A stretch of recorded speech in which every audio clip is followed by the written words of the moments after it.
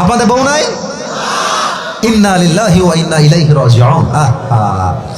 যুবকদের কষ্ট কেউ না বুঝলেও আসিফ হুজুর কিন্তু বোঝে যুবক ভাইরা।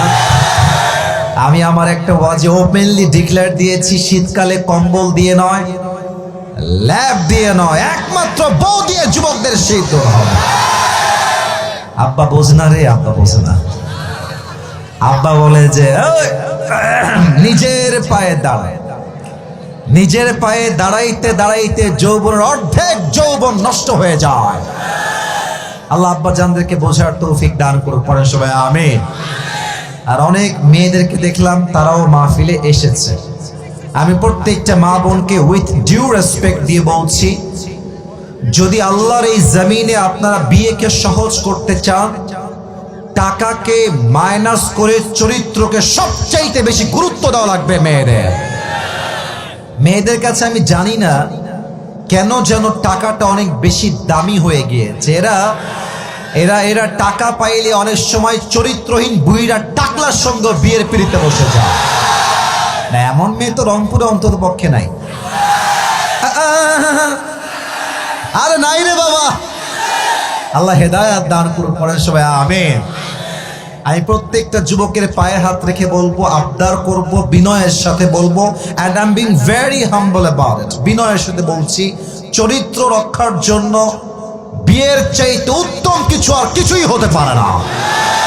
আর আমি আরেকটা কথা বলবো, তোমরা অনেকে বিয়ে করতে ভয় পাও, এটা আমি জানি। আমি নিজেও তো যুবক, তোমাদেরকে আমি না বুঝলে বুঝবে কে বলো? হ্যাঁ, শোনো, বিয়ে করতে ভয় পাবা না, কোনো ভয় নাই। পুরুষ মানুষের জন্য বিয়ে একটা জায়েজ না, 4টা বিয়ে জায়েজ আছে। আমি বলছি তুমি 4টা বিয়ে করো, আমি বলবো তুমি একটা বিয়ে হালাল নিয়তে পরিষ্কার মনে করো।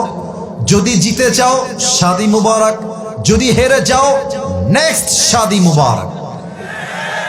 কথা বুঝলে বুঝপাতা, না বুঝলে ভয় নাই। আরে আমি মরদ মানুষ, মেয়ে আমার ঠকাইবে না, আমি 2 পয়সা পরোয়া করি না যুবক ভাইরা। দুনিয়াতে মেয়ের কোনো অভাব নাই। যে বিশ্বাস রাখবে আজীবন তোমার সঙ্গে থাকবো, বিশ্বাস রাখবা না তোমার জায়গা আমার লাইফে অ্যাকচুয়াল পরিমাণ হবে না। অনেস্টি, লয়্যালটি, বিশ্বাস আছে আমি আছি, বিশ্বাস নাই আমিও নাই, ঠিক কিনা বলে? অতএব সব ভুলে যাও। 10,000 টাকা ইনকাম, 12,000 ইনকাম, 15,000 ইনকাম। তবে হ্যাঁ, বিয়ের ক্ষেত্রে মেয়েকে নিয়ে ডিমান্ড খুব আহামরি আকাশ পরিমাণ রাখবা না। মাথায় রাখবে একটু ছাড় দেওয়া লাগবে, একটু ছাড় দিতে হবে। সব মেয়ে পারফেক্ট হবে না, কেউ পরিপূর্ণ পর্দাশীল হবে, কেউ পরিপূর্ণ পর্দাশীল হবে না, কেউ খুব বড়লোক হবে, কেউ মধ্যবিত্ত হবে, কেউ গরিব হবে। তুমি জাস্ট এইটা দেখবা যে রসুলের সুন্নাহ অনুযায়ী এই মেয়েটার দিনদারিত্ব ঠিকঠাক আছে কিনা। যদি দিনদারিত্ব ঠিক থাকে, রিচ হোক, মধ্যবিত্ত হোক, লোয়ার ক্লাস হোক, দিনদার হবে যেখানে, বিয়ে করব সেখানে। আর একটা কথা বলে আমি আমার এই কথার ইতি টানতে চাই। মনে করো যে আসিফ হুজুর ওয়াজ করে গেছে, আজ থেকে বিয়ের প্ল্যান শুরু হয়ে গেল, কথার কথা, ফর অ্যান এক্সাম্পল। এখন ভাবছো যে না, আসিফ হুজুর ওয়াজ করেছে বিয়ে করার জন্য, ঠিক আছে, তবে আমার বেতনের স্কেল হচ্ছে এখন 10,000 টাকা। যখন এটা 30+ হবে তখন বিয়ে করব। পাশাপাশি এখন যে মেয়েগুলো দেখছি আহামরি সুন্দরী না, ঠকে যেতে পারি, কারণ এটা হচ্ছে মোবাইল ফোনের মতো, যত বছর যায় এটা আপডেট হয়। হ্যাঁ, মনে হবে যে দেরি করলে আরো আপডেট ভার্সন পাবো। ভুল ধারণা। কেন ভুল ধারণা? আমার থেকে বুঝে নাও। তুমি যদি একটা বছর বিয়েকে পিছিয়ে দাও, যে আমি 2025 সালে নয় 2026 সালে বিয়ে করব, বেটা তুমি যে একটা বছর সিঙ্গেল থেকে মাস্টারবেশন করবা, চোখের গুনাহ হবে, জিনার গুনাহ হবে, হাসতেছো, এই গুনাহের ড্রাইভার কে নেবে আমাকে বলো তুমি আমাকে।